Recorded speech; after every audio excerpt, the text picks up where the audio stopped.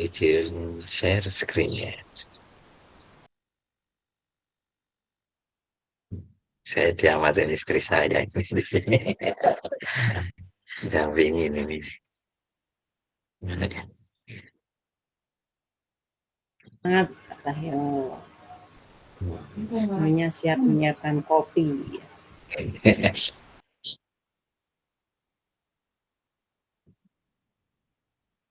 Bismillahirrahmanirrahim. Sebelumnya, Assalamualaikum warahmatullahi wabarakatuh. Waalaikumsalam warahmatullahi wabarakatuh. Salam damai sejahtera, Om Swastiastu, Namo Buddhaya, salam kebajikan, rahayu untuk kita semua di ruang virtual ini. Ya, kesepakatan bersama, ya. Kakak-kakak saya menyampaikan di sini ada 31 slide ya hari ini. Jadi nggak begitu banyak, tapi diskusinya nanti cukup nih.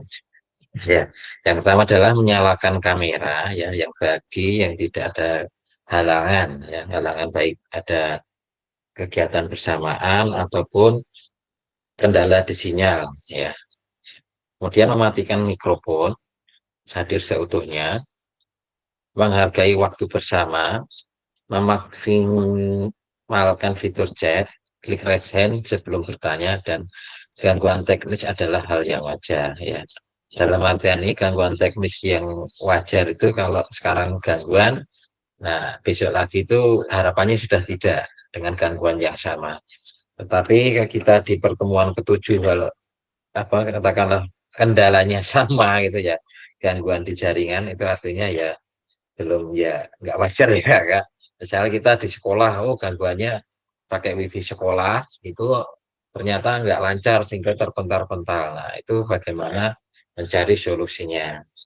Begitu juga kakak-kakak yang ada di bahasanya pedalaman ya Kak. Nah karena ini syaratnya kalau di pedalaman ada gangguan juga tidak bisa mengikuti juga ya, karena ada gangguan. Kalau pesertanya bisa mensiasati gangguan sinyal itu juga masih bisa mengikuti. Itu ya Kak. Jadi yang ini ada beberapa yang apa ya terkendala setiap pertemuan. Mudah-mudahan tuh hari ini atau ke depan tidak ada kendala. Jadi ketika dipanggil itu nanti ada. Halo kakak-kakak, tujuan dari sesi kali ini adalah satu, peserta dapat memenuhi tiga karakteristik utama kurikulum Merdeka, serta keterkaitannya dengan prinsip pemikiran Ki Hajar Dewantara. Jadi nanti ada tiga karakteristik utama kurikulum Merdeka. Kemudian kakak-kakak sudah membaca modul ya ini. Setelah itu, yang kedua adalah peserta mampu memahami pengembangan kurikulum. Nah, bagaimana sih pengembangan kurikulum itu? Yang ketiga, peserta mampu memahami penyusunan program PJOK yang berkualitas dengan backward design. Nah, ini dari pengembangan kurikulum, kemudian penyusunan.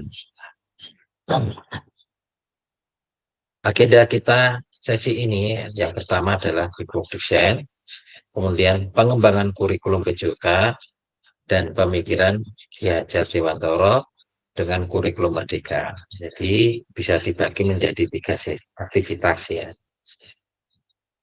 Nah, memasuki aktivitas yang pertama ya, backward design dalam pengembangan kurikulum PJOK. Nah, ini ada sebuah pertanyaan nanti kakak untuk mencoba menjawab pertanyaan. Ya. Menurut kakak dari skala 1 sampai 10, kira-kira seberapa dalam pemahaman kakak tentang kurikulum PJOK? Nah, silakan kakak-kakak menuliskan di kolom chat. Nanti berbagi bersama ya dengan jawaban kakak-kakak. Kenapa? Misalnya, oh 5, kenapa? Oh 10, oh, udah paham sekali tentang kurikulum PJOK. Monggo.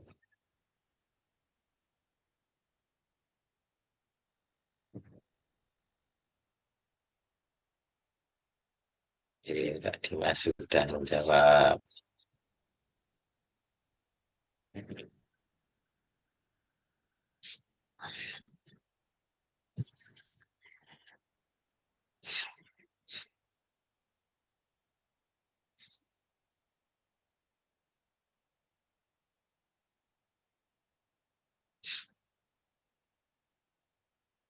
Ada yang 6, ada yang 7.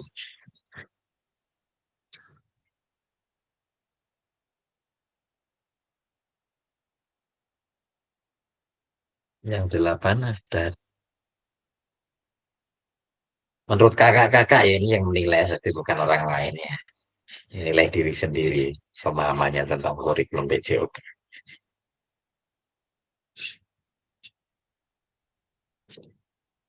Kak Diana berapa ini? Kak Diana bisa? Ya. Ada 6, ada yang 6, ada yang 7.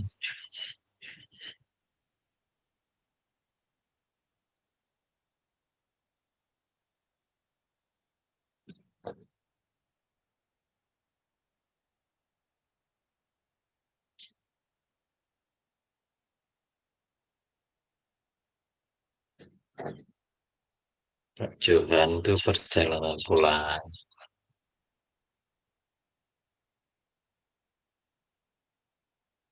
Enggak, Diana. Oh, tugas belum selesai, nanti bisa masuk.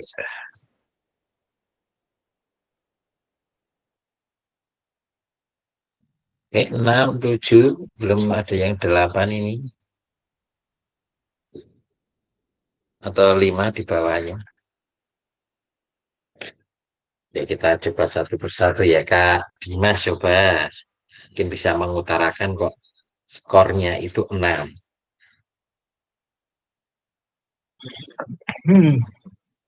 Kalau saya memang secara keseluruhan masih belum memahami seutuhnya sih, Kak. Cuma kemarin baru belajar beberapa dari modul, mendapatkan insight-insight baru, tapi belum paham seutuhnya. Ya. Mungkin seperti Kalau itu saja, Kak. yang sudah dipahami tentang apa saja yang sudah dipahami tentang kurikulum PJOK? Kalau yang saya tangkap itu intinya kan pembelajaran yang berpusat pada peserta didik, terus apa namanya, pengembangan kompetensi sesuai karakter peserta didik, memasukkan P5-nya itu, terus satu lagi membuat pembelajaran yang sesuai dengan kebutuhan peserta didik. Baru sampai Oh, segitu mungkin saya pahamnya. oke. Selanjutnya Kak Rina ini 7. Gimana menurut Kak Rina? Ya, hampir sama dengan yang disampaikan Kak Sobek saat terus saya ini tadi. Kak Kemudian, ya di Rina, sekolah saya kan sudah ini tahun ketiga.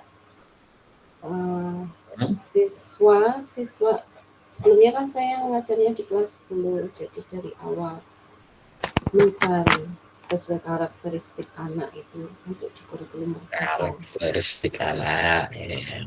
Ya, kemudian materinya lebih sedikit daripada yang dulu. Dari sedikit.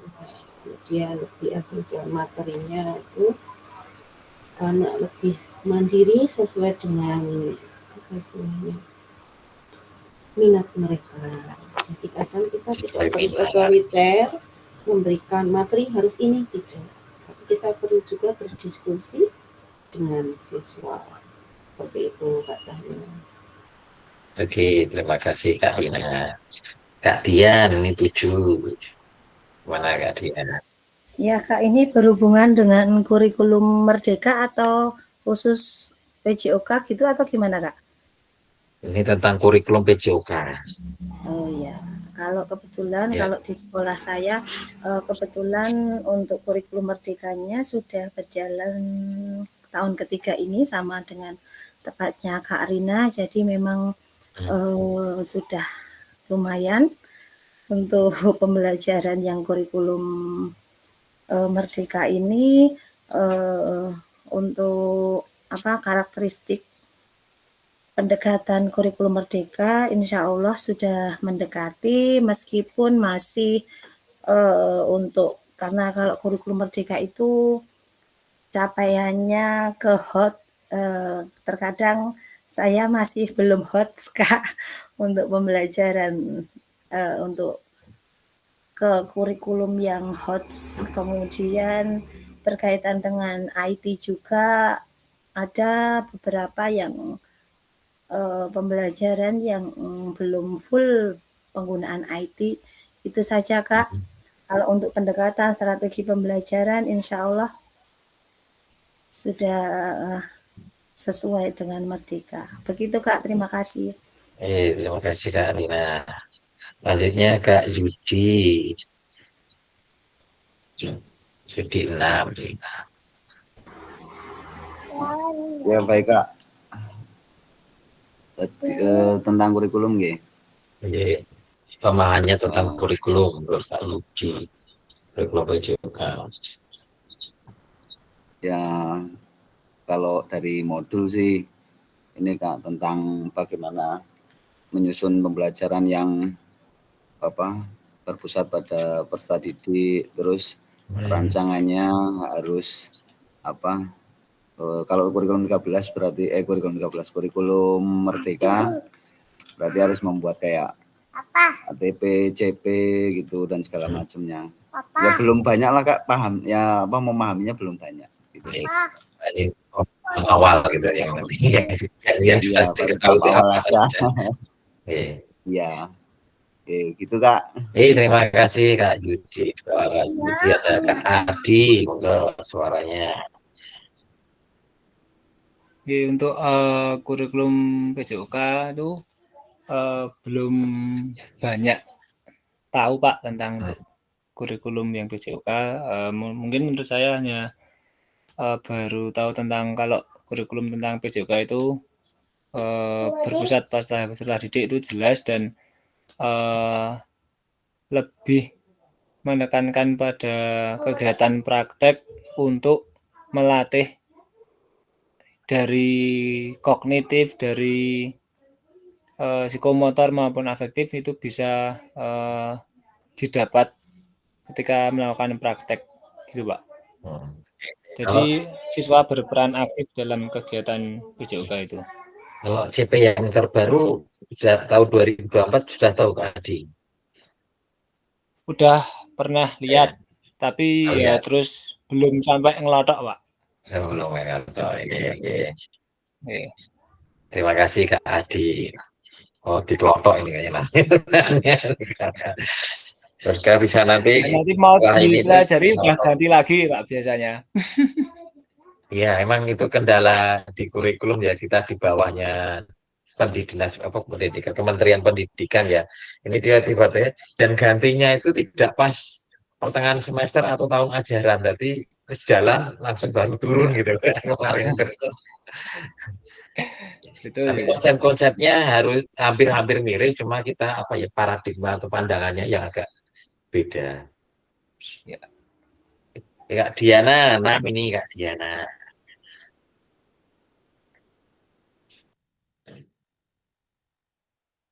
Kak Diana. Ya, hadir. Ya. Kalau saya terkendala selain perubahan yang terakhir ini saya belum begitu mencermati, kendala di tempat saya itu jam mengajarnya yang tidak seperti sekolah negeri. Jadi saat saya sudah punya modul ajar yang baik, penyampaian materi ya, bukan materi praktek tapi yang teori sudah cukup baik, tapi selama ini tidak bisa tersampaikan sebab dengan waktu kurang lebih 55 menit atau 60 menit di lapangan itu hanya cukup untuk praktek di lapangan saja, untuk materi yang seperti di kelas, mengerjakan soal, latihan soal, penjabarannya secara mendetail, waktunya kurang. Kalau saya kendalanya di situ. Ya. Nah, inilah yang disampaikan Kak Diana tadi, problem-problem ini. Nah, makanya pentingnya kita memahami kurikulum PJOK. Jadi nanti kita baca menyesuaikan. Nah, dalam artian yang awalnya normalnya 4 JP, ya mungkin kan tempat Kak Diana itu kalau nggak salah 2 JP ya. 2 JPSD itu 70 menit, masih dikurangi ganti baju dan sebagainya tinggal berapa. Nah, nanti harapannya ketika kita mempelajari tentang kurikulum dan sebagainya ini, kita nanti bisa mensiasati. Iya, ini saya mau absen semua juga ya. Ini yang belum nulis ini sekarang. Kecuali yang izin sudah anu ya ini. Kak Adi, Kak Adi.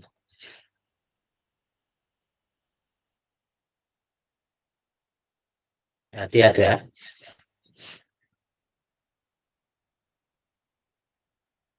Ya, ada Kak Bilal tadi ada izin. Kak Bintang ada nggak? Kak Bintang. Enggak Kak Bintang. Kak Bintang ada.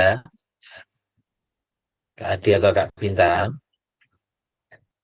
Ini kendalanya di sinyal atau yang lainnya ya. Oke, nggak ada yang belum dipanggil di sini, Pak Sartini. Pak Sartini,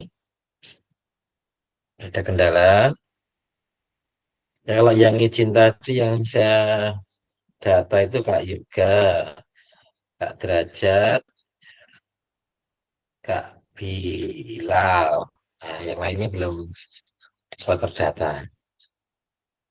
Oke, kita lanjutkan ya Kak. Nah, pertanyaan kedua. Apa tujuan dari adanya pelajaran PJOK di sekolah? Nah, silakan Kak menulis lagi ini di kolom chat. Buat apa sih pembelajaran PJOK? Nah, silakan. Ini ada yang bisa jawab tadi itu 2, 3, 4, 5, 6. Ya, ada 6.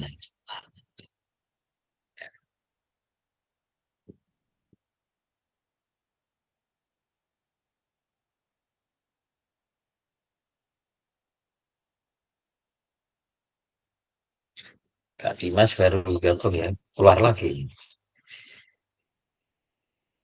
Tujuan dari adanya pelajaran PJOK.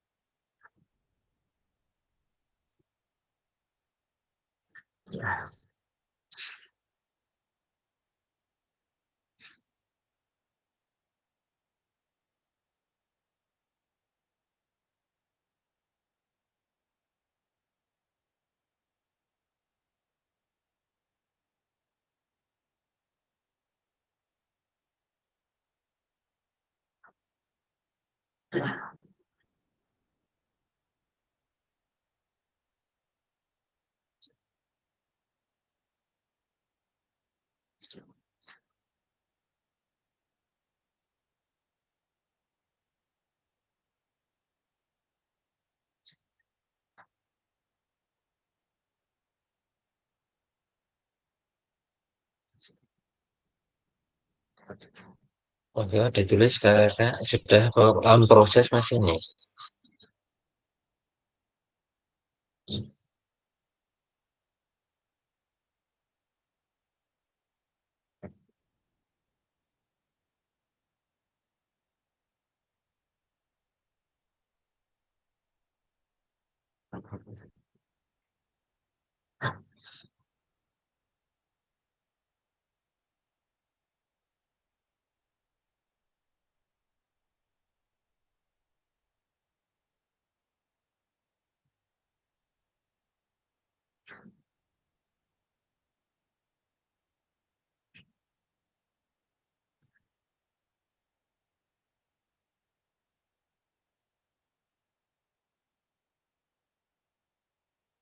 Oke, saya bacakan ya. Dimas memberikan pengetahuan pengalaman dan pemahaman akan manfaat olahraga, sehingga peserta didik dapat melakukan aktivitas olahraga atau meningkatkan serta menjaga kesehatannya di kehidupan sehari-hari. Kak Rina, mengembangkan anak secara keseluruhan melalui kegiatan jasmani, bukan hanya jasmani, tapi juga mental, sosial, emosional, intelektual, dan kesehatan secara menyeluruh. Kak Rina, Kak. Tipe yang jasmani itu fisik, Kak. Maaf. Yang Bukan hanya fisik saja, bukan hanya jasmani, kan bisa itu ditulisnya. Fisik maksud saya. Fisik ya. Betul. Kak Dian, tujuan ada pembelajaran peserta didik terampil bergerak, seminar, bakat, dan kebutuhan sehingga dapat membiasakan bergaya hidup aktif dan memilih budaya hidup serta dalam kehidupan sehari-harinya. Wah, ini elemennya ngotok ini Kak Dian. Elemen yang terbaru ya Kak semua. Yang baru baca-baca ini bunyi elemen sekarang. KADI sebagai sarana untuk meningkatkan kognitif, psikomotor, dan afektif anak melalui aktivitas gerak.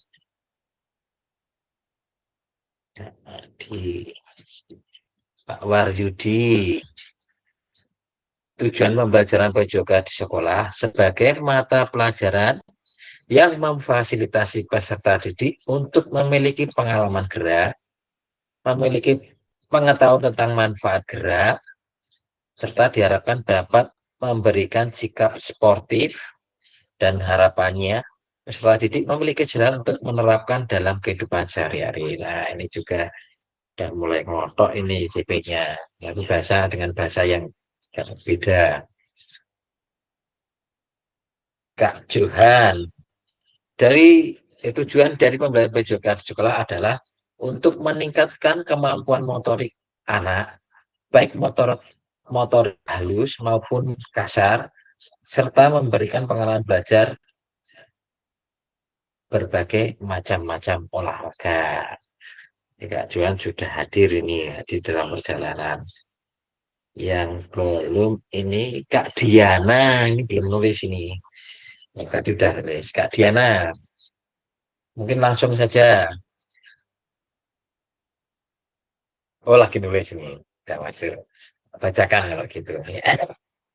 Tujuan ada pembelajaran PJOK adalah pendidikan tentang kesehatan, pengoptimalan perkembangan motorik, minat, olahraga, aktif bergerak.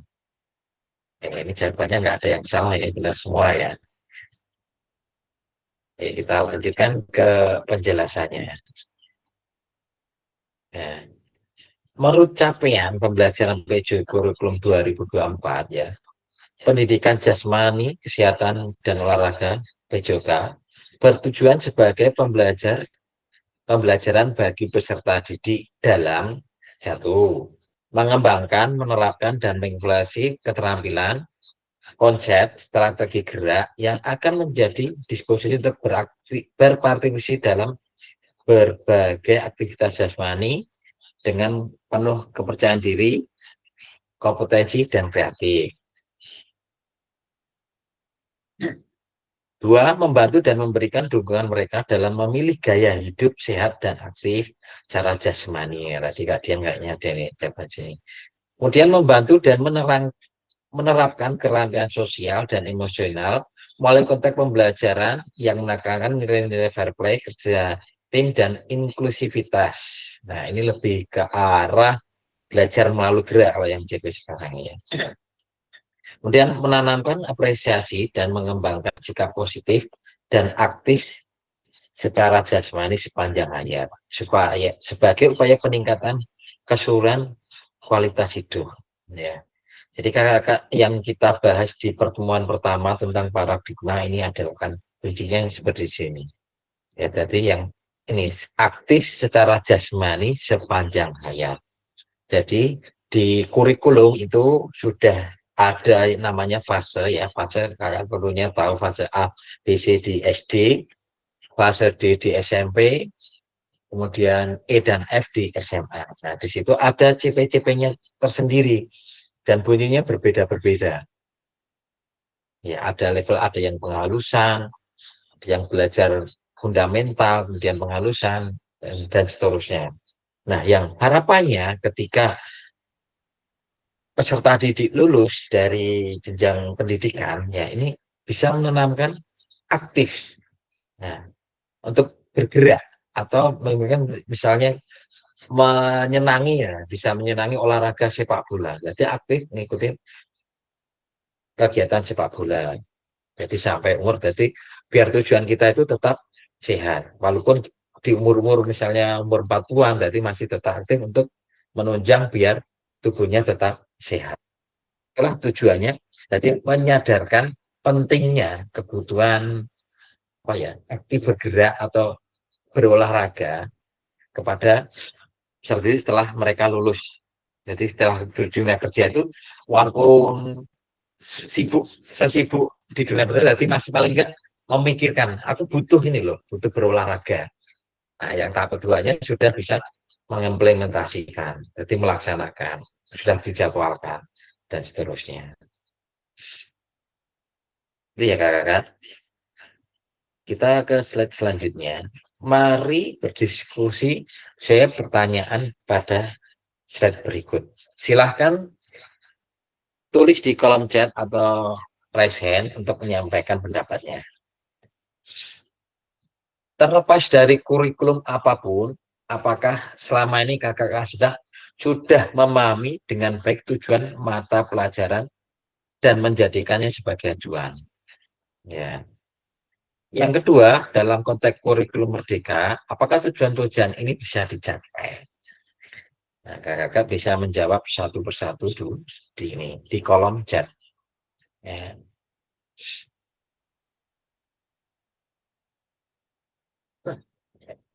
Apakah sudah memahami dengan baik tujuan mata pelajaran dan menjadikannya sebagai acuan?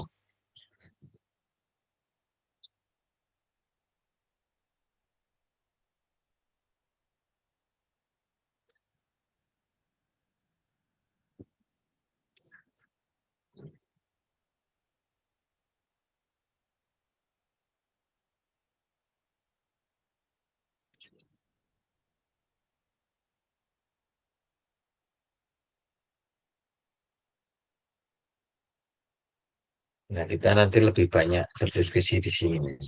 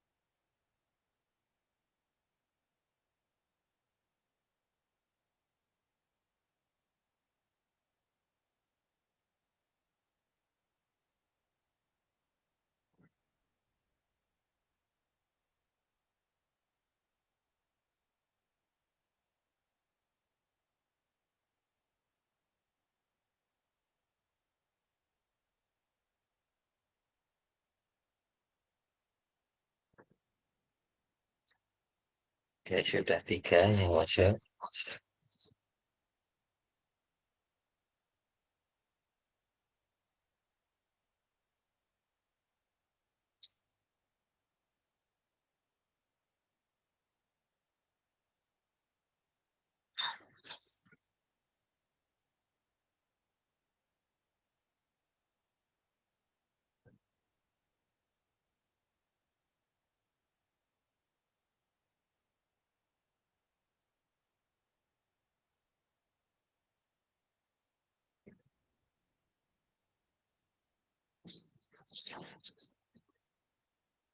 Kak Diana udah dikirim? Kak Yudi? Oh, belum, masih ngetik, belum selesai. Ya, ditunggu.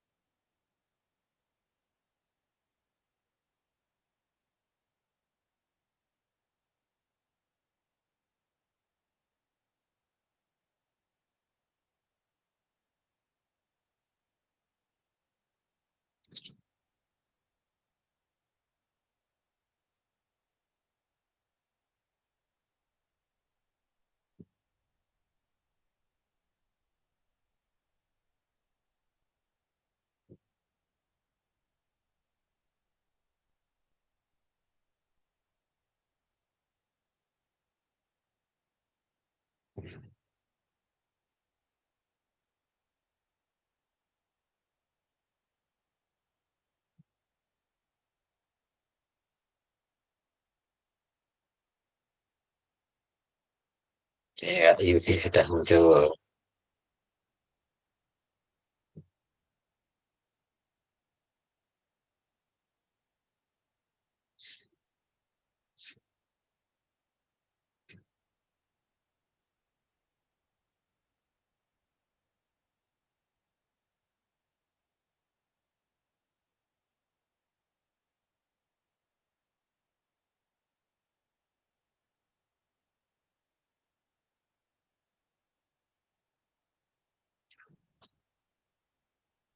Kak Johan belum muncul nih, Kak Johan.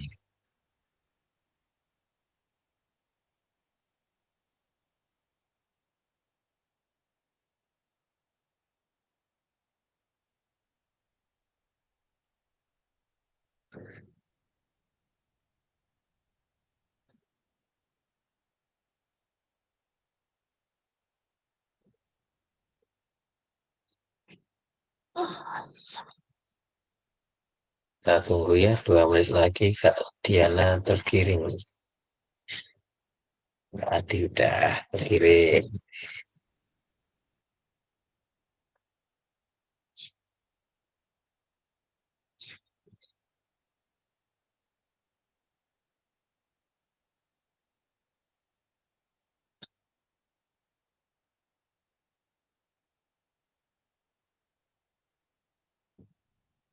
Sekarang Kak Johan, Kak Diana. Ya. Iya, Kak Diana udah terkirim. Kak Johan.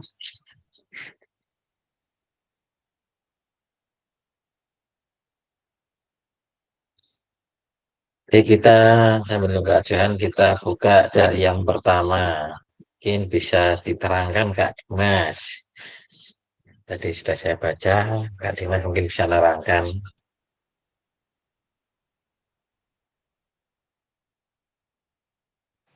Kak Dimas, Iya, ya mungkin bisa menerangkan. untuk yang pertanyaan ini terlepas dari kurikulum apapun ini. Ya, Atau sama yang slide 11 itu juga? nomor 10 dulu. Oh,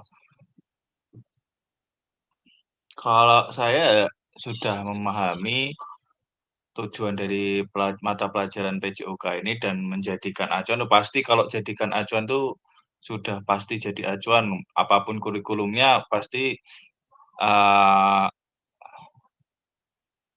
acuannya pasti dari CP ataupun dari kalau dulu mungkin KIKD seperti itu kalau pakai K13 dan seterusnya. Mungkin seperti itu, Kak. Oke, terima kasih Kak Dimas jawabannya. Selanjutnya di bawahnya Kak Rina. Nggak mungkin bisa Baik, dijelaskan ke Kak yang menurut lain.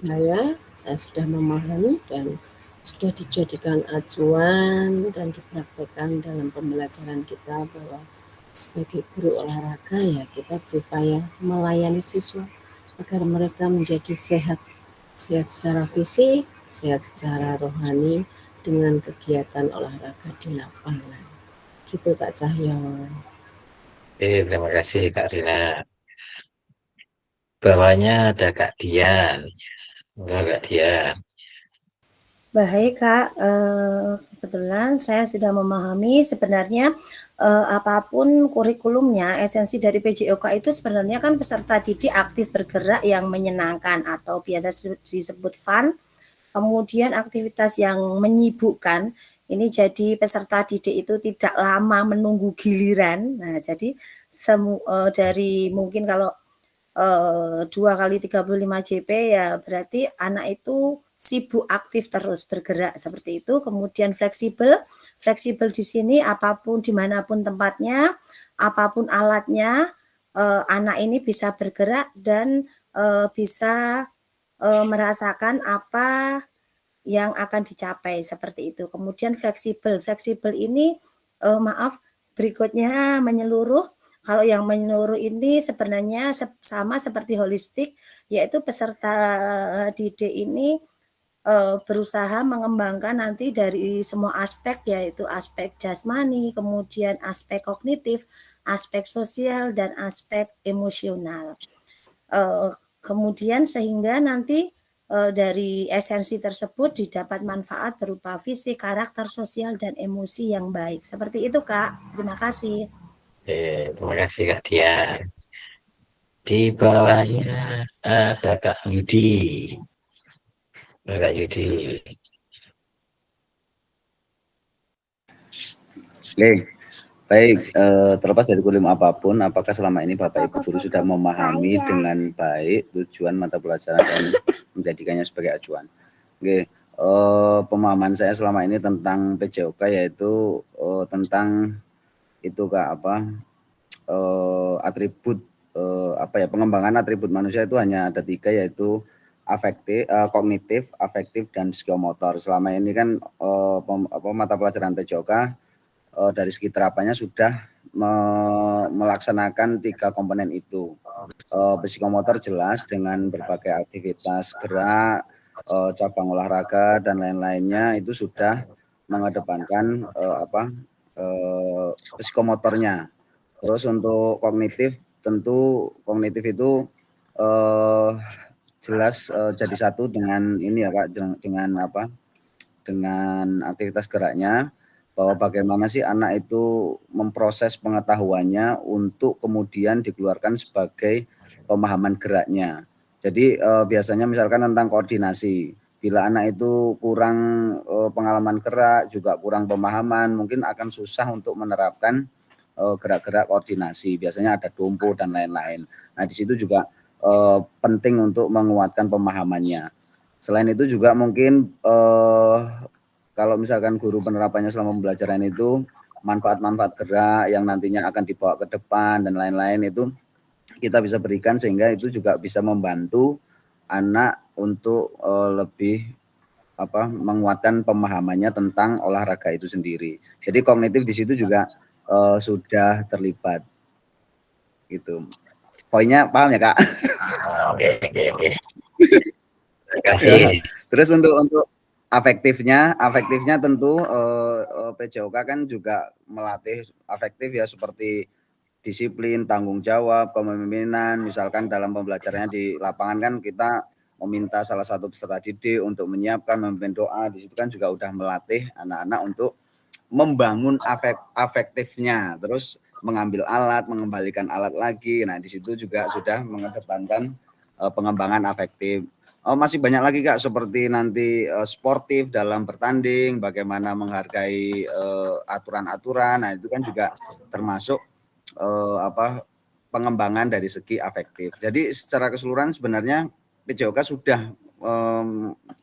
sudah memfasilitasi 3 atribut tadi Kak. Itu sih. Jadi walaupun apapun kurikulumnya mau berubah seperti apapun, PJOK tidak akan lepas dari pengembangan kognitif, afektif, dan psikomotor itu. Begitu Kak, terima kasih. Mohon maaf, panjang banget. Oh, mantap ini, bisa panjang ini. Sekarang ini yang bisa panjang. Oke, di bawahnya ada Kak Adi. Enggak, Kak Adi.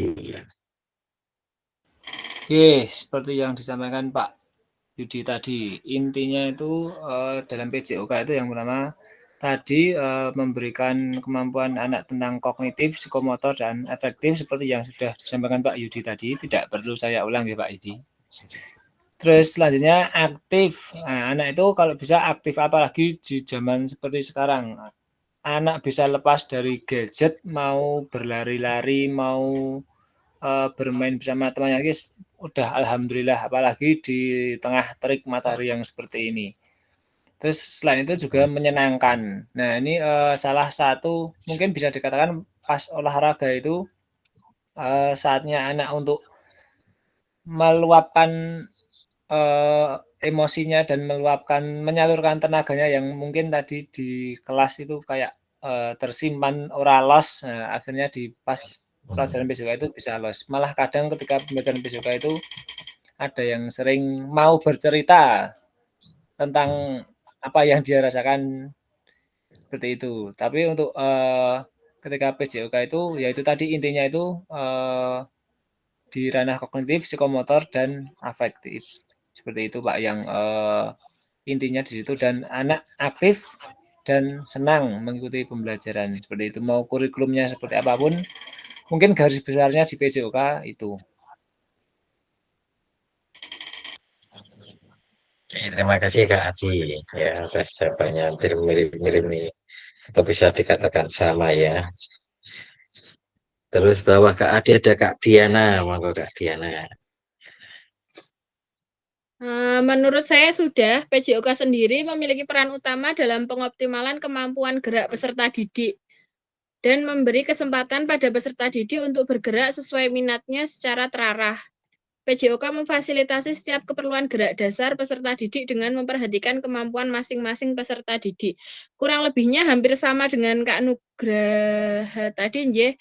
Saat di lapangan, anak-anak itu biasanya anak-anak yang pendiam sekalipun jika di lapangan akan menunjukkan ekspresi yang kadang-kadang tidak dinampakkan di kelas. Misal di kelas hanya diem, susah senyum, tapi saat sudah di PJOK, anak-anak bergerak sesuai arahan kita, bermain dengan teman-temannya akan menunjukkan watak dasar anak-anak itu sendiri yang bahagia, ceria, dan lain sebagainya. Selain itu, banyak ditemui saat pelajaran PJOK, anak-anak tadinya seperti hal paling simpel melempar bola dengan satu tangan itu kan untuk kelas 1 masih sulit, tetapi saat di PJOK kita ajarkan beberapa kali percobaan, akhirnya anak itu mampu dan percaya diri. Ternyata untuk lempar tangkap itu pun tidak hanya di PJOK, di pramuka atau di kegiatan lain pun ada tes kemampuan itu. Dan di PJOK kita latihkan secara terarah dan terukur. Oke, ngoten dari saya, terima kasih. Ya, terima kasih Kak Diana. Oh ya, kalau Kak Adi tadi di SMP ya, SMP itu di sekolah boleh bawa handphone nggak ya Kak Adi? Boleh Pak. Nah sekarang Boleh ya? pembelajarannya menggunakan online tuh Pak kebanyakan. Maksudnya meskipun ujian sekarang udah menggunakan kayak G-School dan lain sebagainya, itu otomatis anak mesti pegang HP. jelas itu Oh, hampir oke. pegang HP terus. Kalau SMA kemungkinan jelas boleh ya ini karena udah kebutuhan ya. Kalau yang SD ini ada yang boleh nggak yang membawa yang SD? Saya Kak, Nggak kalau dia. di tempat saya ada khusus kelas digital. Nah, itu masing-masing anak nanti bawa tablet satu-satu, Kak. Kemudian kalau yang untuk kelas lain itu tergantung pembelajarannya. Nanti kalau pas pembelajarannya anak-anak disuruh membawa HP atau gadget atau laptop atau yang lain atau tablet itu ketika sewaktu-waktu itu bisa Kak. Tapi harus dengan arahan dari guru dan sudah diberitahukan kepada orang tua. Seperti itu Kak. Terima kasih. Oke. Artinya tidak boleh membawa tiap hari gitu tak kalau tidak ada tugas atau yang apa handphone itu atau tablet itu digunakan ya. Masih Kalau terbatas yang gitu ya. iya terbatas, tapi kalau yang kelas digital memang setiap hari dibawa Kak. Karena kebutuhannya emang di dunia digital ya. Iya. Oke, oke. Oke. Jadi yang SD itu pengalaman saya ada yang emang belum diperbolehkan walaupun punya, cuma kalau memang dibutuhkan diperbolehkan ketika dibutuhkan. Nah, yang saya pahami saat ini kebanyakan masih seperti itu. Nah, SMP kan saya belum gitu paham. Jadi kalau dari Kak Adi tadi sudah diperbolehkan. Kalau SMA kemungkinan amat sangat dibutuhkan karena sudah harus digunakan ya juga gitu. Kita lanjut ke bawahnya Kak Johan. Kak Johan.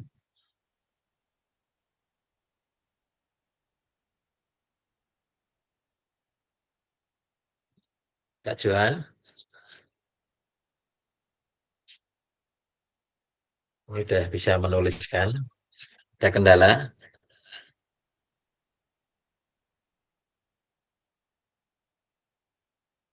Oke, ada kendala kayaknya.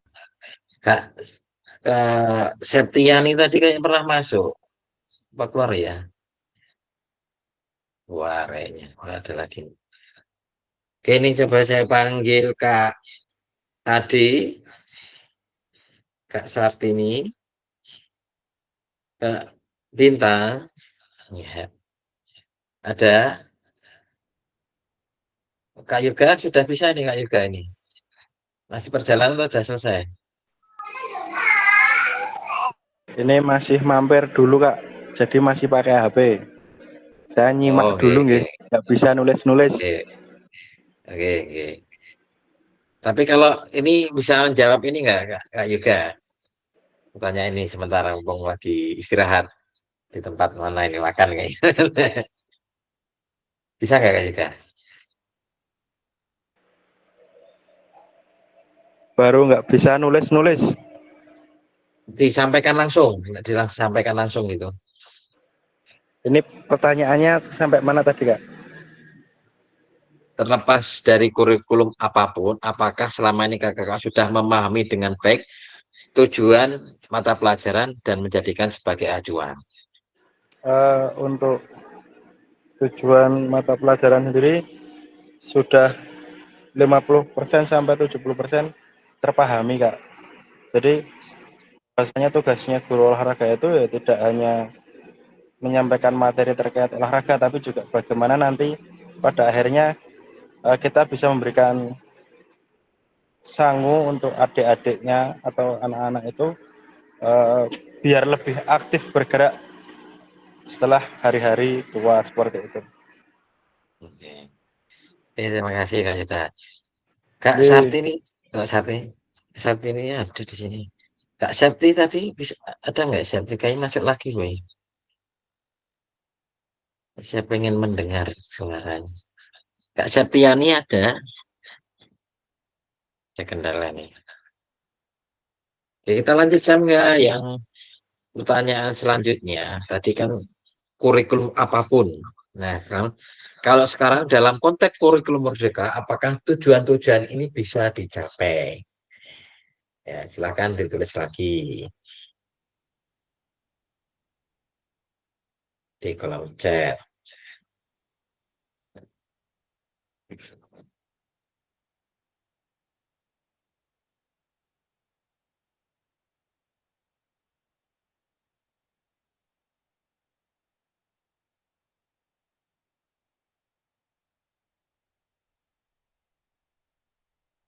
beserta alasannya. Bisa karena sama aja misalnya. Tidak bisa karena kurikulumnya berbeda. Tiap kurikulum memiliki karakteristik yang berbeda-beda.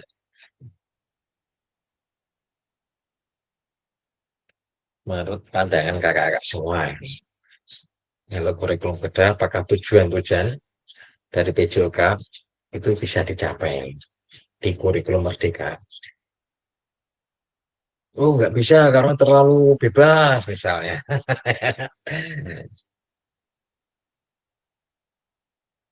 Terlalu merdeka sehingga bebas, ya, juga bisa.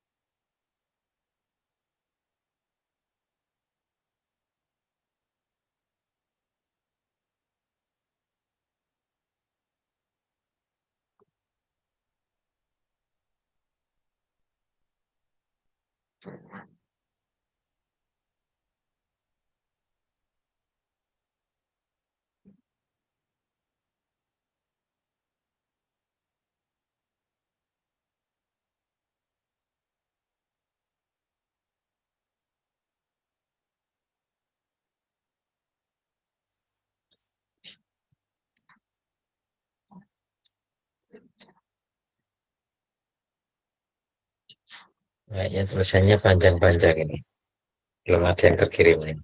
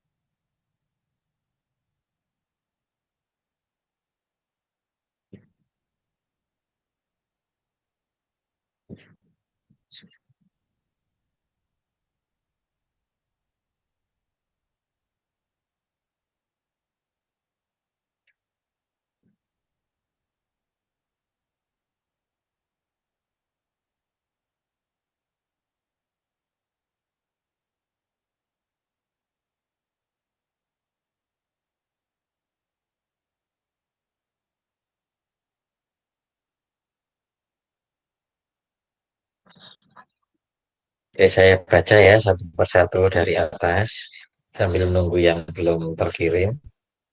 Kak Adi, bisa dengan kurikulum Merdeka ini kemampuan gerak peserta didik justru semakin luas dan peserta didik lebih banyak mengeksplor melalui berbagai situasi gerak. Kak Yudi, bisa proses kecakapan adaptasi guru dan berupaya untuk selalu membuka diskusi bersama rekan sejawat untuk menyelesaikan pemahaman mungkin sangat berpengaruh dalam pencapaian tujuan PJOK tersebut. Dengan kobel ini, dengan teman sejawat, komunikasi belajar. Nah, kalau ada kurikulum baru ini, saya tangkap seperti itu. Bisa dicapai, Kak Dimas, bisa dicapai, akan tetapi cara penyampaiannya akan berbeda-beda. Mungkin ada yang perlu mengulang fase, ada juga yang melakukan pembelajaran berdiferensi yang cukup signifikan. Tujuan-tujuan ini juga akan lebih mudah dicapai jika ada koordinasi yang lebih terarah antar jenjang. Ya, mungkin jenjang SD, SMP, SMA nih, yang saya tangkap. Kemudian ini yang berreferensi dengan keadaan karakteristik peserta didiknya. Oke.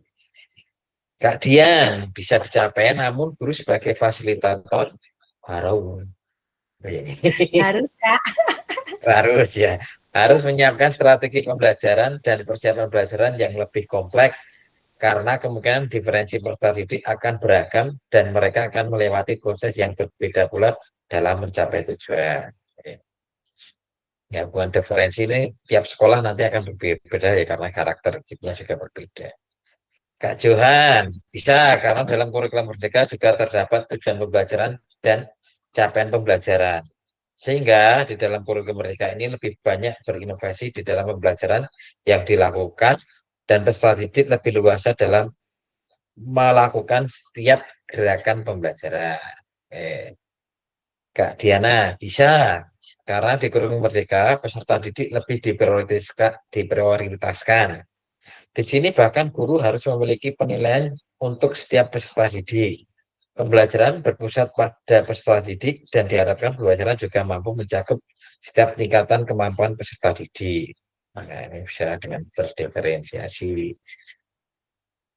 Kak Rina, bisa sekali karena kita lebih luasa dalam memilih materi yang akan diajarkan dan siswa pun menyukai materi itu.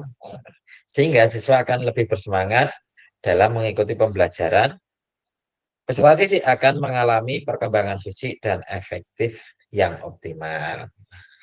Ini yang belum sampai ya, tadi belum tak ceritanya.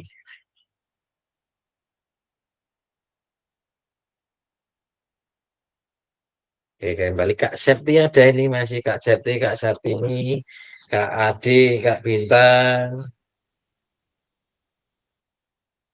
Berikan suaranya kalau ada terdengar respon saya. Belum ada ya. Oke, kita lanjutkan ke slide selanjutnya. Nah, terlepas dari berbagai macam kurikulum ya, memahami tujuan umum penting sebagai acuan untuk memahami muara akhir pembelajaran. Nah, ketika kita tahu tujuannya, arahnya kemana, nah kita nanti akan bisa menyesuaikan. Jadi di CP yang terbaru itu sudah agak berbeda, yang muatan kontennya itu tidak dimunculkan, sedangkan di CP yang dulu itu masih muncul. Nah, untuk mencapai tujuan umum ini, pemerintah sudah menurunkannya ke dalam CP dan mempersilahkan kakak-kakak di satuan pendidikan untuk menurunkan lagi ke dalam tujuan pembelajaran. Ya. Itu tadi dari CP kita turunkan menjadi, kita pilih kan menjadi tujuan-tujuan pembelajaran. Nah, bisa lintas elemen, bisa satu elemen. Nah, dari tujuan-tujuan pembelajaran ini kakak bisa mengalurkan mana saja urut-urutannya. Ya. Kemarin yang di SD ada workshop ya tentang ini ya sama Prof. Cali, kayaknya Kak Dian ikut juga ya membahas ini. Kak Diana, makut-makut nih. Kak Yudi ikut nggak ya?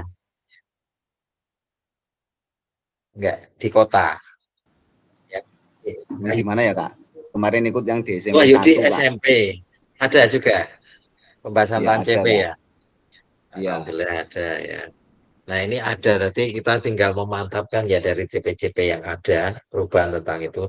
Nah, salah satunya ini adalah dari Prof. Cali juga ya, munculnya program PKG ini ya. Jadi yang apa yang disampaikan di webinar atau workshop atau apa bahasanya itu, karena akan menjadi beberapa nama ya. bisa muncul ya. Nah, itu sama dengan yang di sini ya. Jadi kalau sudah mengikuti webinar berapa hari, 4 hari malah. Nah, itu hampir mirip-mirip dengan di sini, materi di sini. Kemudian, bagaimana memastikan agar pengajaran yang kita lakukan benar-benar menyasar tujuan pelajaran. Bagaimana caranya kakak-kakak biar tujuan pembelajaran itu tepat gitu. Apa yang akan dilakukan? Oke, kakak-kakak bisa menuliskan di kolom chat.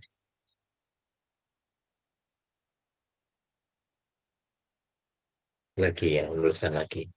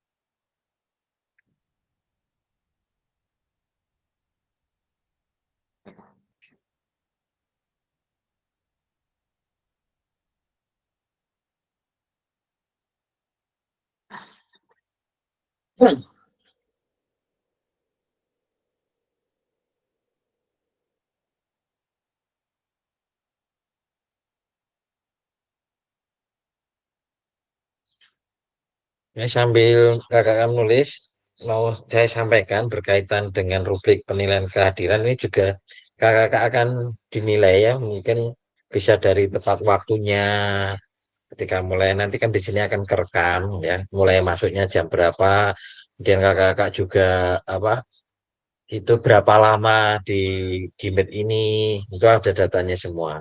Jadi makanya yang ada halangan itu harapannya tetap bisa bergabung ya. Dari segi keaktifan ini juga ada bobotnya juga. Kemudian ada tugas-tugas refleksi, itu ada bahan yang paling berat itu aksi nyata biasanya. Bobot-bobot penilaiannya.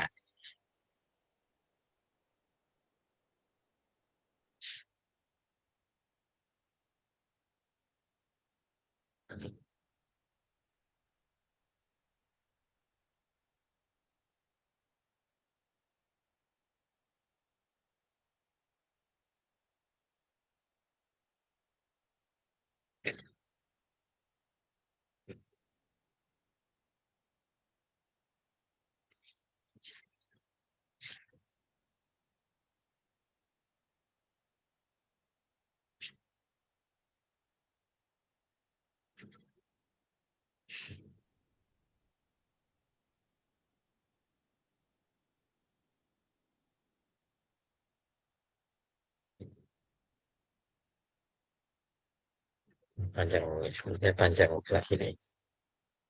Belum ada yang terkirim.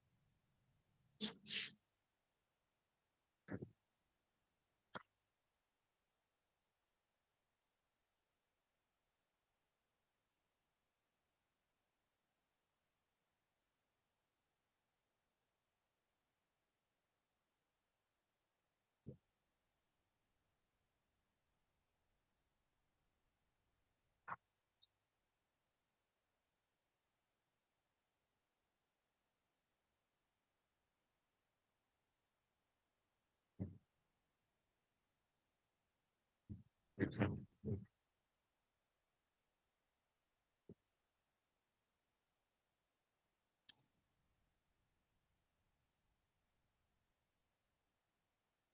Kak Rina udah masuk. Guru harus memilih strategi yang tepat agar suasana belajar tercipta dengan baik.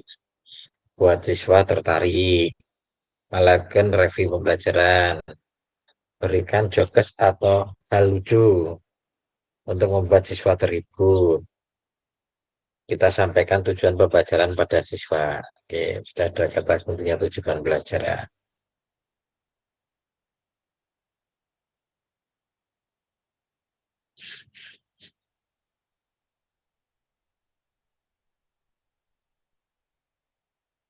Kak Dimas melakukan refleksi dan evaluasi pada peserta adalah apa yang kita ajarkan, membuat alur tujuan pembelajaran. Dengan dibuatnya alur pembelajaran yang dibuat juga akan lebih terkontrol, sehingga tujuan pembelajaran sesuai dan capaian juga mengikuti tercapai. Oke, Dimas. Pakai alur tujuan pembelajaran. Kak Adi membuat perencanaan dan melakukan asesmen sesuai dengan tujuan berat yang akan kita capai. Ya, nanti membuat perencanaan dan melakukan asesmen. Sudah ada perencanaannya. Kak Diana dengan dilakukan asesmen awal bagi peserta didik sehingga penyusunan TP dapat lebih optimal sesuai kebutuhan.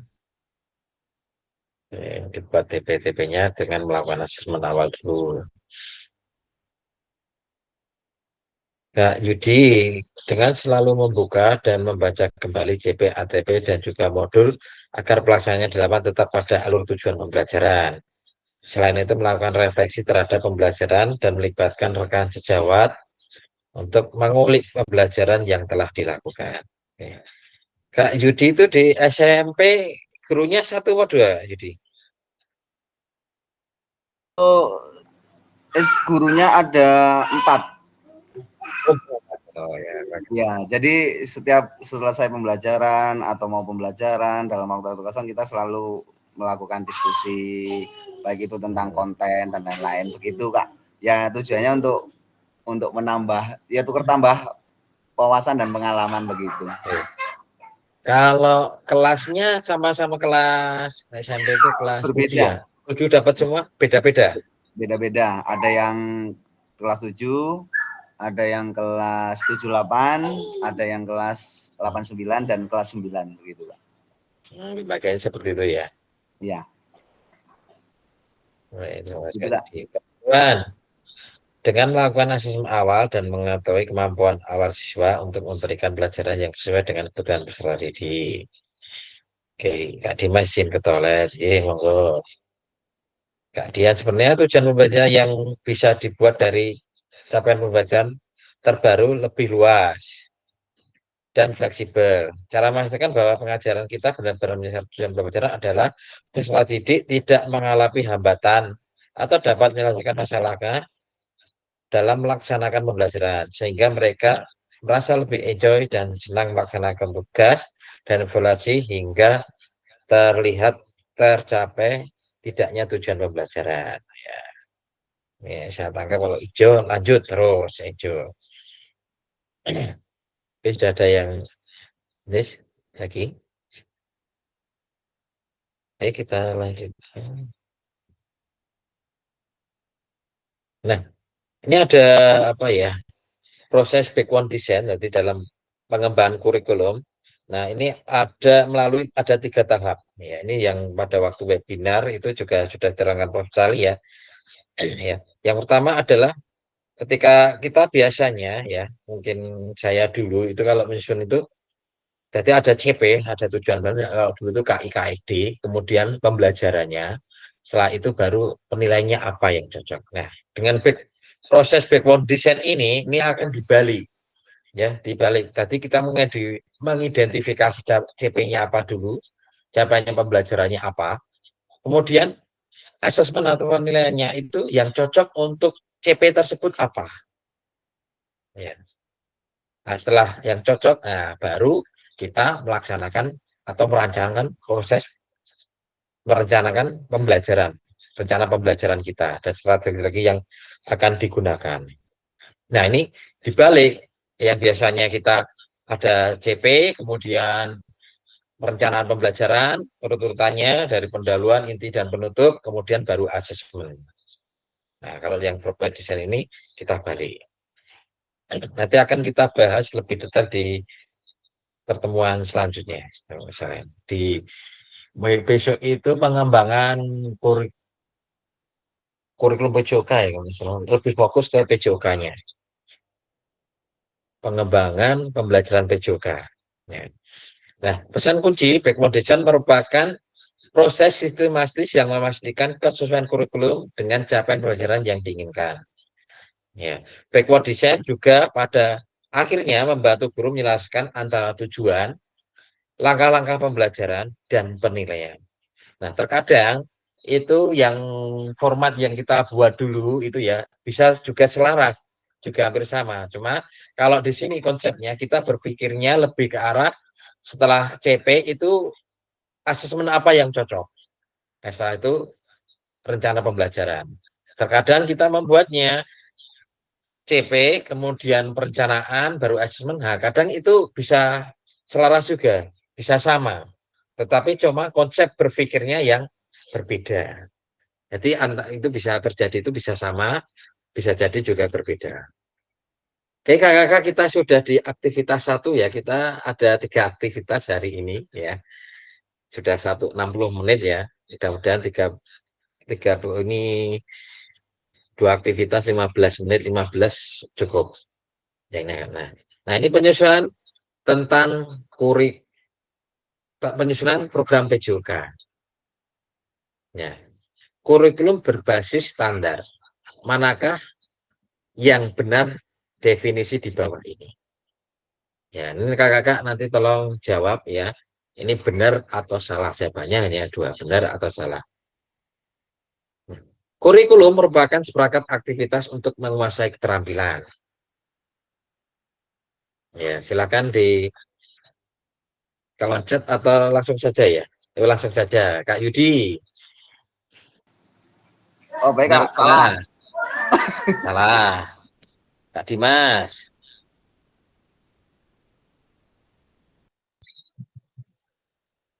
Salah atau benar? Benar kalau saya. Benar. Kak Rina. Salah. Salah menurut saya. Salah. Kak Diana. Untuk SD salah. Salah. Kak Adi. Tidak benar. Kak Johan.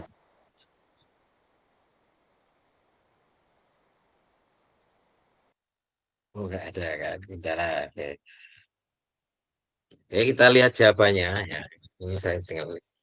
Nah, jawabannya di sini menurut slide sini ya, ini tidak benar. Kemudian buku teks peserta didik dapat dikatakan adalah suatu kurikulum. Oke, menurut Kak Diana, benar atau salah? Menurut saya salah. Salah. Kak Rina.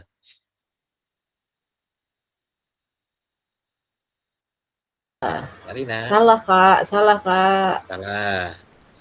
Kak Adi. Tidak benar. Kak Yudi. Boleh beda loh ini. benar. Benar, beda ini. Kak Dian. Jelas salah, Kak. Tidak salah. Oke, kita lihat jawabannya. Nah, Oh salah. Pertanyaan ketiga, kurikulum adalah suatu standar untuk mengetahui apa yang peserta didik harus pelajari meliputi keterampilan, pengetahuan, dan sikap. Oke, Kak, siapa dulu ya? Kak Adi. Benar. Nah, Sorry Kak, ya, Kak Yudi. Kak Yudi. Benar Kak, benar. Oke, Kak Adi. Tidak benar. Tidak benar, Kak Dimas. Benar. Benar, Kak Diana. Boleh beda ini jawabannya. Benar kayaknya. Oh, benar. Ragu-ragu nih. Belum mantap. Siapa yang tak belum tak panggil? Nah, saat ini Kak Johan, ada nggak ini Kak Johan? Benar, Kak. Benar. Oke. Kita lihat jamnya. Benar. Ini. Nah, komponen kurikulum pada satuan pendidikan pelaksanaan Merdeka ya. Ada struktur kurikulum. Kemudian ada capaian pembelajaran. Kemudian ada pembelajaran dan asesmen, ya. Penggunaan perangkat ajar, dan kurikulum satuan pendidikan. Komponen kurikulum satuan pendidikan dikembangkan dan digunakan di satuan pendidikan. Terdiri dari ada karakteristik satuan pendidikan, visi, misi, dan tujuan satuan pendidikan. Pengerjaan pembelajaran dan perencanaan pembelajaran. Oke, kakak-kakak ada yang tahu visi misi dari sekolahnya masing-masing? Mungkin angkat tangan. Panjang Yang ya, hafal Kak? ini misi. Yang hafal nggak? Hafal pertanyaannya, hafal ini misi-misinya. Hafal dulu. Mewujudkan generasi berwawasan global. Pokoknya di akhirnya ada Qur'aninya.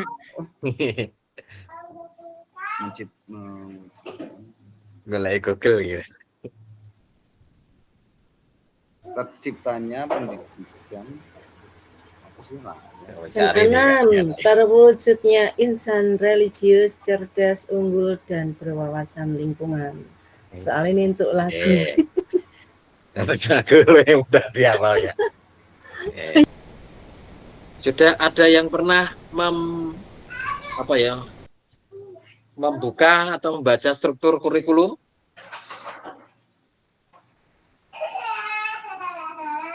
Di situ ada jam efektif pembelajaran tiap kelas, ada kalender akademik,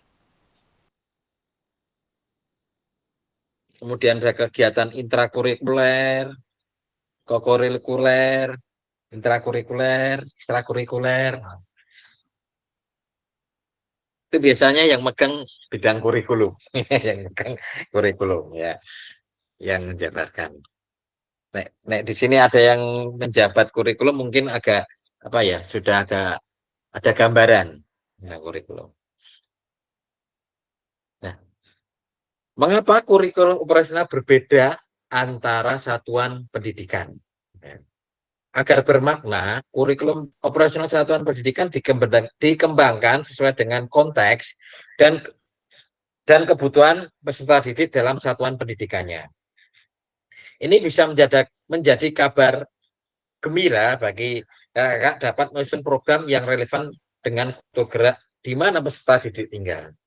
Nah, di dalam kurikulum ini jadi ada yang tempatnya misalnya di tempatnya di pesisir pantai, kemudian di gunung yang banyak mungkin kebun teh, kemudian di kota. Nah, itu pastinya akan berbeda. Ya, kalau kita kemungkinan hampir mirip, ya, karena kita tinggalnya di kota. Kalau dari sudut pandang tempat yang sama, tapi masih ada lagi faktor-faktor yang misalnya tentang itu kok saya lupa. Tentang kondisi ekonomi, berarti ekonomi itu juga akan sangat berpengaruh. Kemudian kurikulum di negeri sama swasta itu mungkin ada penyesuaiannya juga. Misalnya di tempat Kak Diana yang normalnya itu 4 JP jadi 2 JP. Nah, itu nanti dari kaitan tersebut nanti Kak Diana bisa menyesuaikan kembali. Oh, dapatnya sekian, apa yang bisa saya sampaikan. Nah, mungkin dari itu.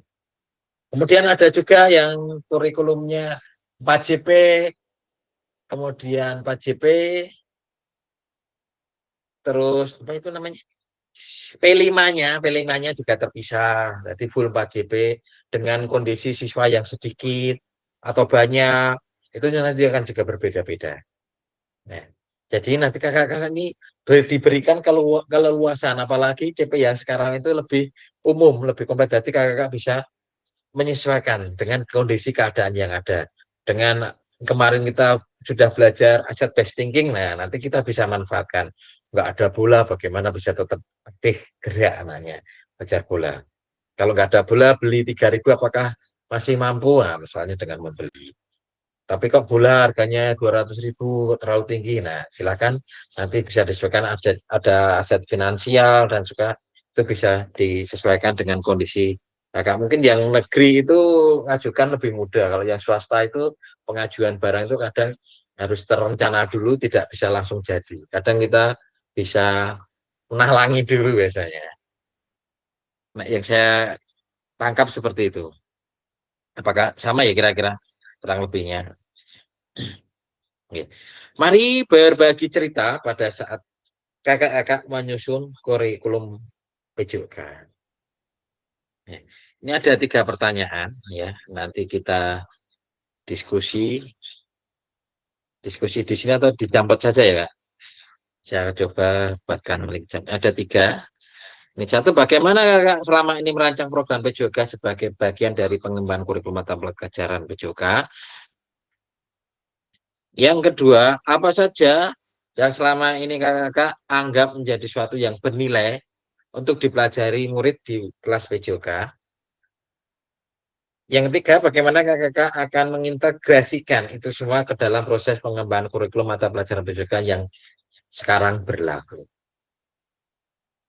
Nanti kita di Jambat sudah pernah ya. Saya buatkan link Jambatnya dulu.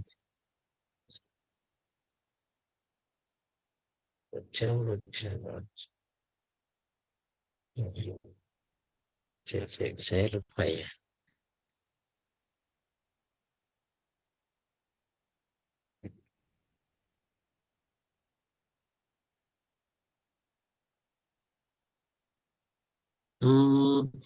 Link Jambatnya sudah nggak ada, mungkin sudah memang nggak ada ini. Di kolom chat saja ya kakak. Nah, kita dari nomor 1. Kakak bisa screenshot saja ini nomor 1, nomor 2, dan nomor 3. Nomor 1.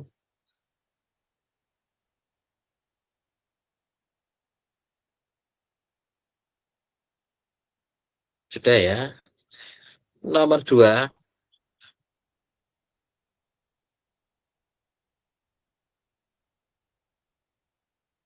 Nomor 3.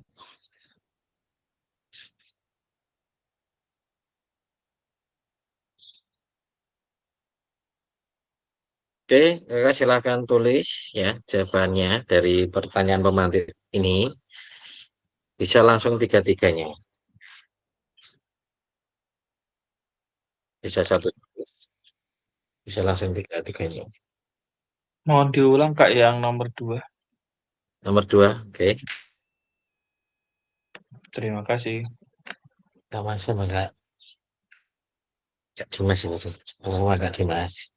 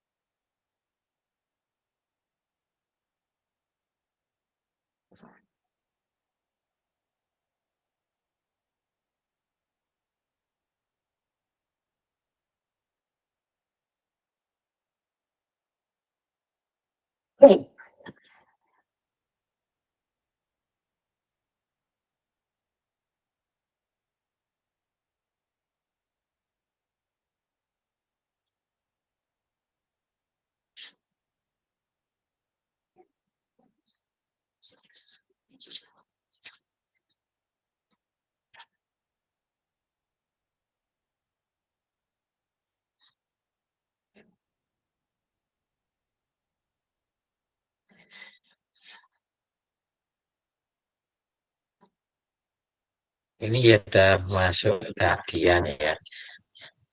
Kak Dian mungkin bisa langsung menyampaikan aja, biar nanti kita bisa lebih cepat juga Kak Dian. Yang 3 belum ini. Yang 3 belum ya Kak, tadi kepencet enter itu langsung malah nggak jadi Oke. satu. Ini nggak apa-apa. Dari pertama Kak Dian. Shift enter Kak, shift enter. Jadi Oh, nggak iya. langsung dikirim, tekan shift dan enter. Iya, kepencet enter ya Kak tadi, jadi langsung. Iya. Nggak apa-apa, biar lebih cepat. Baik, untuk yang pertama, bagaimana Bapak Ibu selama ini merancang program PJOK sebagai bagian dari pengembangan kurikulum mata pelajaran PJOK? Sebelum pengembangan kurikulum, maka kita Yang pertama tadi mengidentifikasi CP, kemudian capaian pembelajaran, kemudian capaian pembelajaran itu kita turunkan ke tujuan pembelajaran kita turunkan lagi ke alur tujuan pembelajaran atau ATP. Berikutnya baru kita merancang perencanaan pembelajaran. Kemudian untuk pengembangan kurikulumnya ini disesuaikan dengan kompetensi, pendekatan kompetensi. Kalau CP yang terbaru itu pendekatannya mencakup 4 elemen terlampir bergerak, elemen belajar melalui gerak, elemen bergaya hidup aktif, dan memilih hidup yang menyehatkan. Berikutnya disesuaikan dengan pendekatan yang holistik. Holistik di sini yaitu peserta didik sebagai individu yang utuh berusaha untuk mengembangkan seluruh aspek jasmani, kognitif, sosial, dan emosi. Kemudian yang terakhir adalah integratif. Pendekatan integratif ini mencakup integrasi kurikulum PJOK dengan pembelajaran atau mata pelajaran yang lain seperti matematika, penghitungan, tentang pengukuran, kemudian tentang IT atau TIK, ini sangat berhubungan. Itu untuk nomor 1, Kak. Langsung tiga-tiganya. Lanjut nomor. Oh ya, yang nomor 2, apa saja yang selama ini Bapak Ibu anggap menjadi sesuatu yang bernilai untuk dipelajari? Jadi yang bernilai itu adalah keselarasan atau keseimbangan dari 4 aspek tadi, yaitu aspek jasmani, kognitif, sosial, dan emosi. Jadi semuanya berjalan seimbang, itu yang dinilai penting dan harus dipelajari oleh peserta didik. Kemudian yang ketiga itu apa ya pertanyaannya, Kak? Bagaimana Kakak mengintegrasikan itu semua ke dalam proses pengembangan kurikulum yang sekarang? Bagaimana kita mengintegrasikannya?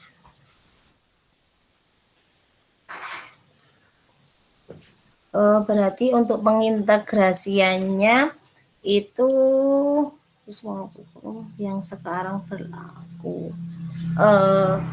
Dari semuanya itu, dari keempat itu kita integrasikan dengan selaras dan seimbang tadi, mulai dari membuat asesmen awal, kemudian mereka melaksanakan proses pembelajaran sesuai dengan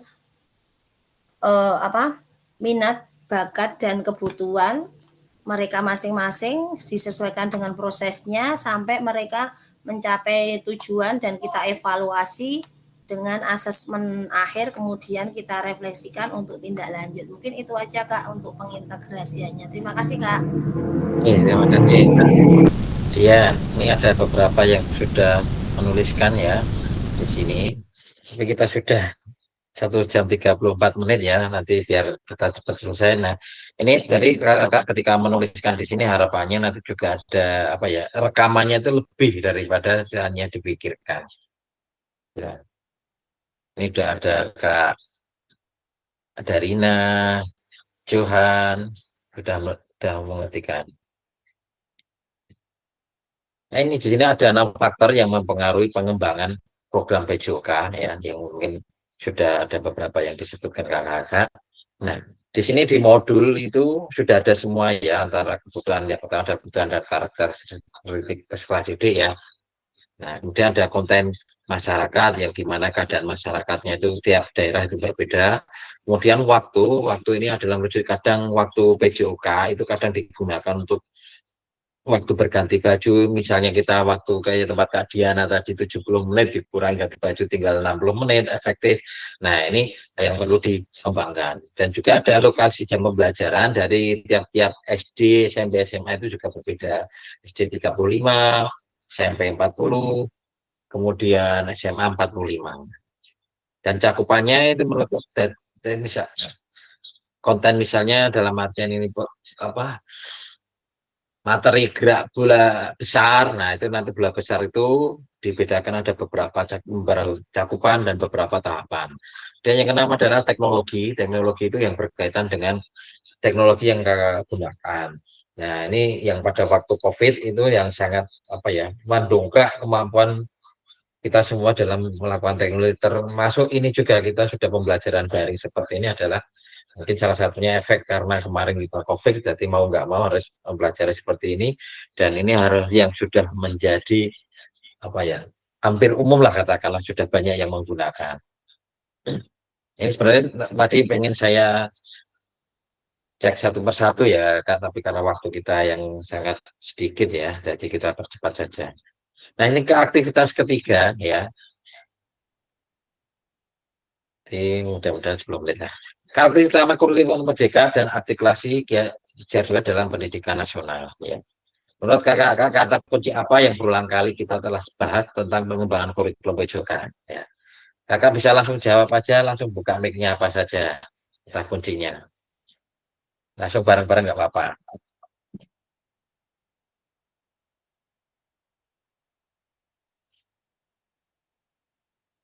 Apa saja tadi kata kuncinya?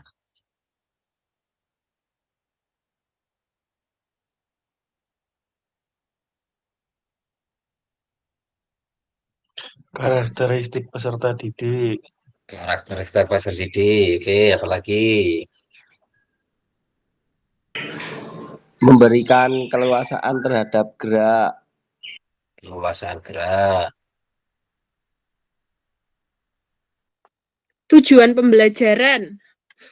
TP.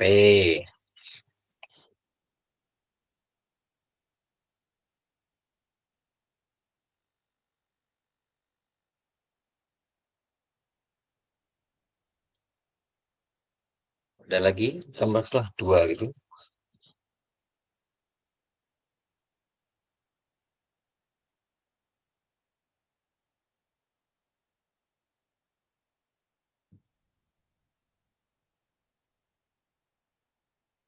Ini kita lanjutkan ya, pada sudah menyampaikan pendapatnya, terima kasih. Nah, apa yang telah kita bahas merupakan karakteristik kurikulum merdeka. Ada 3 ya karakteristiknya. Kakak yang sudah membaca modul pastinya ingat-ingatlah. Yang pertama adalah fokus pada materi esensial, jadi yang esensial dulu yang difokuskan. Yang kemudian adalah pengembangan tentang kompetensi dan karakter.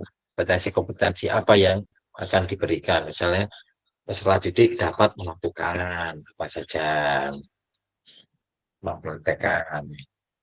Yang ketiga adalah fleksibilitas ya, belum dapat disesuaikan dengan kebutuhan pengembangan kompetensi peserta didik, karakter satuan pendidikan dan konteks lingkungan sosial budaya setempat. Jadi bisa disesuaikan ya, misalnya nggak ada alatnya bisa disesuaikan, tempatnya kecil bisa disesuaikan, tempatnya besar disesuaikan.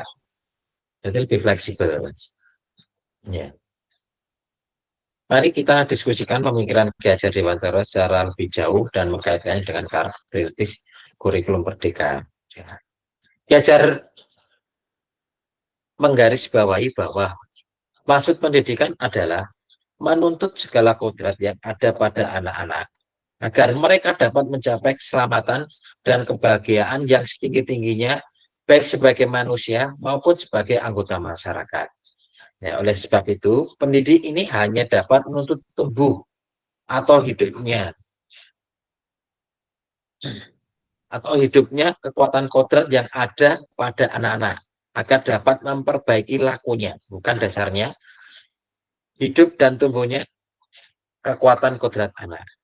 Jadi ini sebagai bahasanya gampangnya menjadi sebagai fasilitator. Kita memfasilitasi peserta didik karena peserta itu sudah mencari kodratnya. Mungkin ada yang cepat belajar, mungkin kemudian ada yang keterampilan motoriknya bagus, ada yang sedang, ada yang kurang. Nah, kita menuntut anak-anak tersebut agar bisa tumbuh dan berkembang. Nah, nanti dengan CP yang tujuannya adalah membuat anak-anak itu menjadi aktif bergerak sepanjang hayat.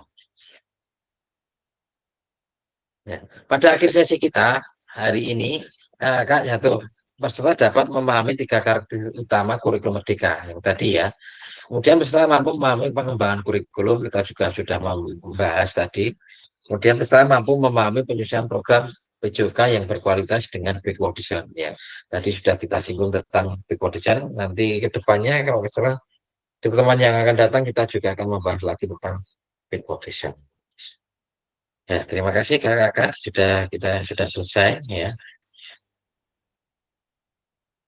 Oke, sampai sini mungkin ada pertanyaan. Mohon maaf kalau yang di akhir-akhir sesi agak cepat ya, kita ngebut ya. Jadi kita kalau mau berdiskusi lagi lebih asik, tapi nanti kakak-kakak yang ada agenda lagi tidak molornya terlalu banyak. Ini sudah molor, hitungan stopwatch saya 11 menit. Ya, mungkin sampai sini ada yang mau ditanyakan kakak-kakak. Bisa dengan materi, kalau materi nanti bisa jawab, saya jawab. Kalau belum bisa saya jawab ya jadi PR saya untuk biar saya lebih perdalam kembali. Mungkin di luar materi juga boleh tentang tugas dan sebagainya, siapa yang belum selesai dan sebagainya. Masih bingung? Tidak ada ya kakak? Kayaknya tidak ada yang ngangkat tangannya. Oke, sudah ngacungan coba. Oke, kakak mohon maaf lagi tadi kita lupa berdoa lagi. Mohon cucut kalau anu saya diingatkan ya. Saya berdoa membuka, tadi elingannya membuka berdoa menutup gitu. Jadi yang doa awalnya sampai kelupaan ini. Oke, kita berdoa terlebih dahulu. Saya minta bantuannya Kak Yoga, bisa Kak Yoga. Kak, maaf Kak Johan maksudnya. Ya Kak. Oke. Mari Bapak Ibu semuanya di akhir sesi ini kita berdoa terlebih dahulu untuk mengakhiri kegiatan pada sore hari ini. Alhamdulillah kita sudah banyak mendapatkan tambahan ilmu dan wawasan lagi. Semoga kedepannya kita diberikan kelancaran dan kemudahan lagi. Marilah Bapak Ibu kita tutup kegiatan pada sore hari ini dengan mengucap hamdalah bersama-sama. Alhamdulillahirrahmanirrahim. Oke, terima kasih Kak Johan. Mohon maaf ya kalau Kak, karena di slide itu nggak ada berdoanya, tulisannya kapan kita petunjuk berdoanya. Oke, bisa diingatin ya Kakak. Mohon maaf. Oh iya, lupa lagi tadinya. Kita foto dulu ya. Ini jadi bukti kita ya. Kakak juga bisa memfoto ya. 1, 2, 3. Klik. Terima kasih Kak Diana, Kak Yudi tadi sudah mengingatkan ya. Fokusnya sudah ke yang lain ya.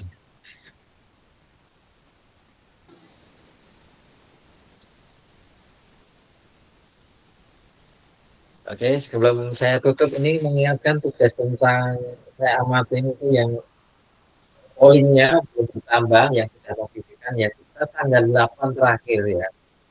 Jadi masih ada kesempatan mungkin di kesulitan kakak paling nggak sudah merencanakan ya. Nah, minggu depannya setelah merencanakan sudah mengambil gambarnya gitu ya. Itu ya kakak-kakak, mohon maaf atas kurang lebihnya yang saya sampaikan. Saya hanya manusia biasa ya. Kurang lebihnya mohon maaf. Assalamualaikum warahmatullahi wabarakatuh. Waalaikumsalam warahmatullahi wabarakatuh. Selamat sore, izin live. Sore, monggo Kak semuanya, Rina. kakak-kakak semua. Rumi ini Terima kasih Mas. Terima kasih. Sama-sama Kak Diana. Untung ini saya nggak lupa merekam ini. Pamit ya.